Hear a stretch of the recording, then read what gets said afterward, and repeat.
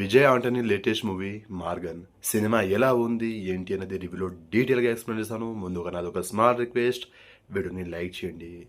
కొత్త వాళ్ళు ఛానల్‌ని సబ్స్క్రైబ్ చేసుకోండి. సో, సినిమా యొక్క స్టోరీ పాయింట్ ఏంటంటే, ఒక కిల్లర్ సీరియల్‌గా హత్య చేస్తుంటాడు. ఎందుకు చేశాడు? దేనికోసం చేశాడు? హీరో పట్టుకున్నాడా లేదా? సో, ఇలా చేయడానికి గల కారణాలేంటి అన్నది తెలుసుకోవాలంటే 'మార్గన్' మూవీ చూడాల్సిందే. పర్ఫార్మెన్స్ వైజ్ విజయ్ ఆంటనీ గారు పోలీస్ రోల్‌లో బాగా యాక్ట్ చేశారు భయ్య. ఇలాంటి సీరియల్‌గా హత్యలు చేయడం, ఇలాంటి కాన్సెప్ట్‌తో అప్పుడప్పుడు వస్తూనే ఉంటది. నాకు ఇలాంటి కాన్సెప్ట్ అంటే చాలా ఇష్టము.